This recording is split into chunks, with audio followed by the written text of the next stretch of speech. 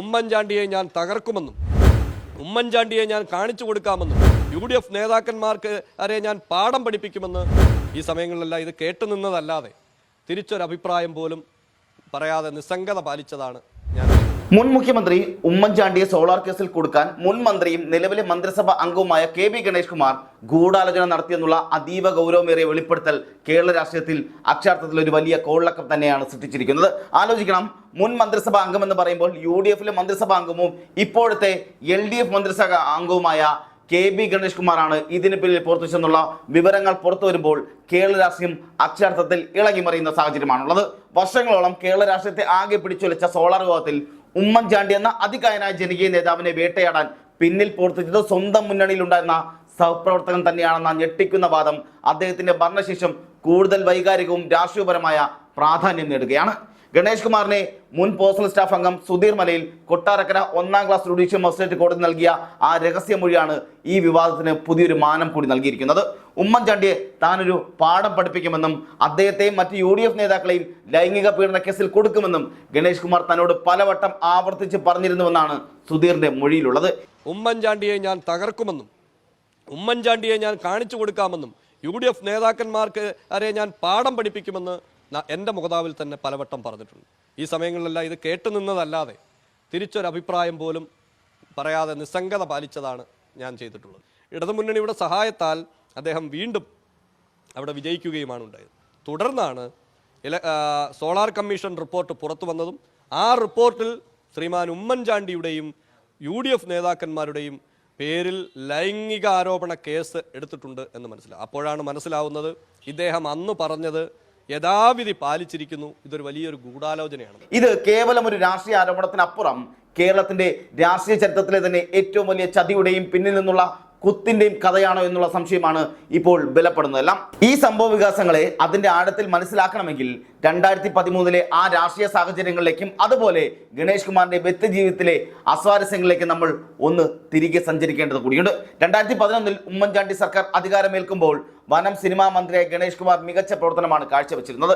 എന്നാൽ അദ്ദേഹത്തിന്റെ കുടുംബജീവിതത്തിലുണ്ടായ പ്രശ്നങ്ങൾ ക്രമേണ രാഷ്ട്രീയ ഭാവിയെ ബാധിക്കുന്ന തലത്തിലേക്ക് വരെ വളർന്ന സാഹചര്യമുണ്ടായി. സ്വന്തം പിതാവും കേരള കോൺഗ്രസ് ബി ചെയർമാനുമായിരുന്ന R ബാലകൃഷ്ണപിള്ള തന്നെ മകനെ മന്ത്രിസഭയിൽ നിന്ന് ഒഴിവാക്കണമെന്ന് ആവശ്യപ്പെട്ട് സ്പീക്കർക്കും മുഖ്യമന്ത്രിക്കും കത്ത് നൽകുന്ന അസാധാരണ സാഹചര്യവും ഉണ്ടായി. എന്നാൽ മുന്നണി മര്യാദകളും ഗണേഷിനോടുള്ള വ്യക്തിപരമായ സ്നേഹവും പരിഗണിച്ച് ഉമ്മൻചാണ്ടി അദ്ദേഹത്തെ സംരക്ഷിക്കുന്ന നിലപാടാണ് അന്ന് സ്വീകരിച്ചത്. പിള്ളയുടെ കത്തുകൾ അവഗണിച്ചുകൊണ്ട് ഗണേഷിനെ മന്ത്രിസഭയിൽ നിലനിർത്താൻ ഉമ്മൻചാണ്ടി കാണിച്ച ആ താല്പര്യം പിന്നീട് അദ്ദേഹത്തിന് തന്നെ വലിയൊരു വിനയമാർന്ന കാഴ്ചയാണ് കേരളം കണ്ടത്. പ്രശ്നങ്ങൾ രൂക്ഷമായത് 2013 ഗണേഷ് കുമാറിന്റെ ഭാര്യയായിരുന്ന യാമിനി തങ്കച്ചി മ്യൂസിയം പോലീസ് സ്റ്റേഷൻ നൽകിയ ഗാർഹിക പീഡന പരാതിയോടെയായിരുന്നു. ഒരു മന്ത്രിക്കെതിരെ ഭാര്യ തന്നെ പരസ്യമായി രംഗത്ത് വരികയും പോലീസ് കേസാക്കുകയും ചെയ്യുന്ന സാഹചര്യം അന്ന് സർക്കാരിനെ വലിയ പ്രതിരോധത്തിലാക്കുകയും ചെയ്തു. അറസ്റ്റ് ഒഴിവാക്കാനാകാത്ത ഘട്ടമെത്തിയപ്പോൾ 2013 ഏപ്രിൽ 2 ഗണേഷ് കുമാറിന് മന്ത്രിസ്ഥാനം തന്നെ രാജിവെക്കേണ്ടി വന്നു. അന്ന് തൊഴിൽ മന്ത്രിയായിരുന്ന ഷിബു ബേബി ജോണിനെയാണ് ഈ കേസ് ഒത്തുതീർപ്പാക്കാൻ ഉമ്മൻചാണ്ടി ചുമതലപ്പെടുത്തിയത്. ഉമ്മൻചാണ്ടിയുടെ മധ്യസ്ഥയിലും ഇടപെടലും ഒടുവിൽ ആ കേസ് ഒത്തുതീർപ്പാവുകയും ചെയ്തു. ഈ ഒത്തുതീർപ്പിന് ശേഷം താൻ കുറ്റവിമുക്തനായെന്നും അതിനാൽ തന്നെ തിരികെ മന്ത്രിസഭയിൽ ഉൾപ്പെടുത്തണമെന്നും ഗണേഷ് കുമാർ കടുത്ത സമ്മർദ്ദം ചെലുത്തിക്കൊണ്ടേയിരുന്നു. എന്നാൽ UDFലെ മറ്റ് ഘടകകക്ഷികൾക്കും കോൺഗ്രസിനും ഇതിൽ കടുത്ത വിയോജിപ്പുമുണ്ടായിരുന്നു. ഫലത്തിൽ ഗണേഷിനെ തിരികെ മന്ത്രിയാക്കാൻ ഉമ്മൻചാണ്ടിക്ക് സാധിച്ചതുമില്ല. ഇതിൽ ഉമ്മൻചാണ്ടിയുടെ കടുത്ത പകയും വൈരാഗ്യവും ഗണേഷ് കുമാർ വെച്ചു പുലർത്തിയെന്നുമാണ് ഇപ്പോൾ പുറത്തു വരുന്ന ഓരോ വിവരങ്ങളും സൂചിപ്പിക്കുന്നത്. ഈ കടുത്ത വൈരാഗ്യമാണ് സോളാർ കേസിനെ ഉമ്മൻചാണ്ടിക്കെതിരായ മാരകായുധമാക്കി മാറ്റാൻ ഗണേഷ് കുമാറിനെ പ്രേരിപ്പിച്ചതെന്നാണ് സുധീർ മലയിലിന്റെ മൊഴി വ്യക്തമാക്കുന്നത്. ഗണേഷ് കുമാർ മന്ത്രിയായിരുന്ന കാലയളവിൽ അദ്ദേഹത്തിന്റെ പേഴ്സണൽ സ്റ്റാഫിൽ അതീവ വിശ്വസ്തനായിരുന്ന വ്യക്തിയാണ് സുധീർ എന്ന് പറയുന്നത്. സോളാർ കേസിലെ വിവാദ നായികയുമായി ഗണേഷ് കുമാറിന് അടുത്ത ബന്ധമുണ്ടായിരുന്നുവെന്നും മന്ത്രിയുടെ ഔദ്യോഗിക വസതിയിലും ഓഫീസുകളിലും അവർ സ്ഥിരം സന്ദർശകയായിരുന്നുവെന്നും സുധീർ വെളിപ്പെടുത്തുകയും ചെയ്യുന്നുണ്ട്. ഉമ്മൻചാണ്ടിയും മറ്റ് കോൺഗ്രസ് നേതാക്കളെയും പെണ്ണ് കേസിൽ കുടുക്കി നാണം കെടുത്തുമെന്ന് ഗണേഷ് കുമാർ പലതവണ തന്നോട് ആവർത്തിച്ച് പറഞ്ഞിട്ടുണ്ടെന്നാണ് സുധീർ കോടതിയിൽ വ്യക്തമാക്കിയിരിക്കുന്നത്.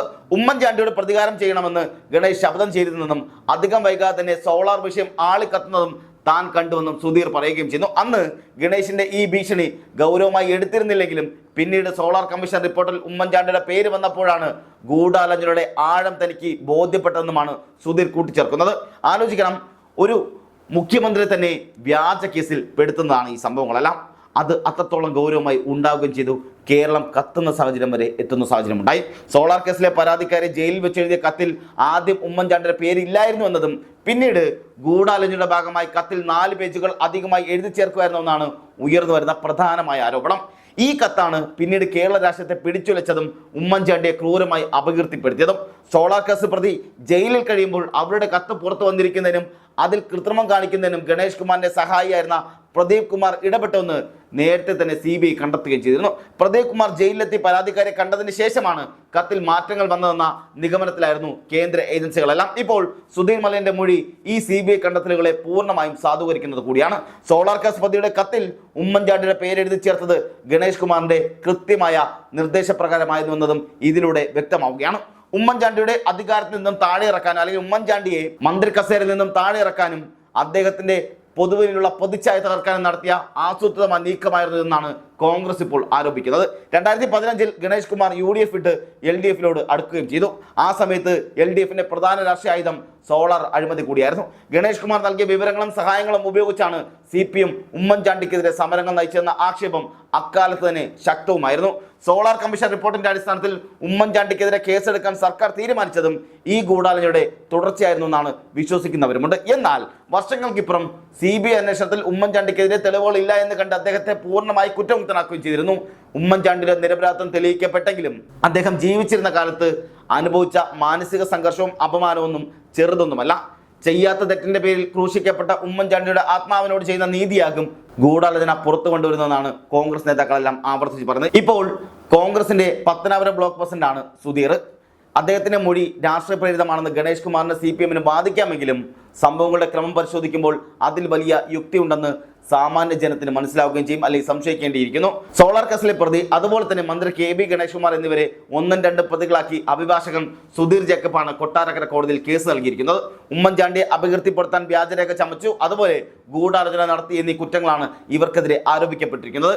ഈ കേസിലെ 4ാം സാക്ഷിയാണ് സുധീർ മലയിൽ മൊഴി നൽകിയതും. കേസ് മുന്നോട്ട് പോകുമ്പോൾ ഗണേഷ് കുമാർ കൂടുതൽ പ്രതിരോധത്തിലാവുകയും ചെയ്യും. നിലവിൽ LDF മന്ത്രിസഭയിൽ ഗതാഗത മന്ത്രിയാണ് ഗണേഷ് കുമാർ. ഒരു മന്ത്രിക്കെതിരെ ഇത്തരത്തിൽ ഗുരുതരമായ ക്രിമിനൽ ഗൂഢാലോചന ആരോപണം ഉയരുന്നത് സർക്കാരിനെ പോലും പ്രതിസന്ധിയിലാക്കുകയും ചെയ്യും.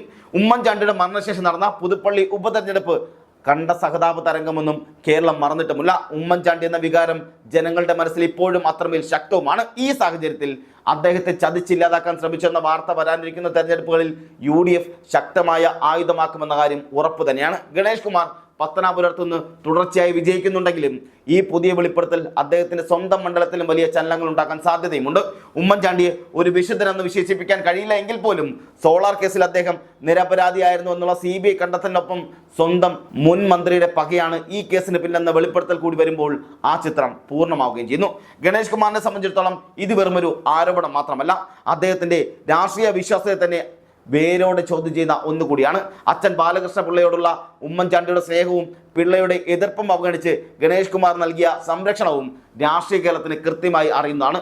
ആ ഉമ്മൻചാണ്ടിയെ തന്നെ ഇല്ലാതാക്കാൻ, അതും സ്ത്രീ വിഷയം ഉപയോഗിച്ച് കെണിയൊരുക്കുന്നത് ധാർമ്മികമായി ഒട്ടും ന്യായീകരിക്കാൻ കഴിയാത്ത കാര്യം കൂടിയാണ്.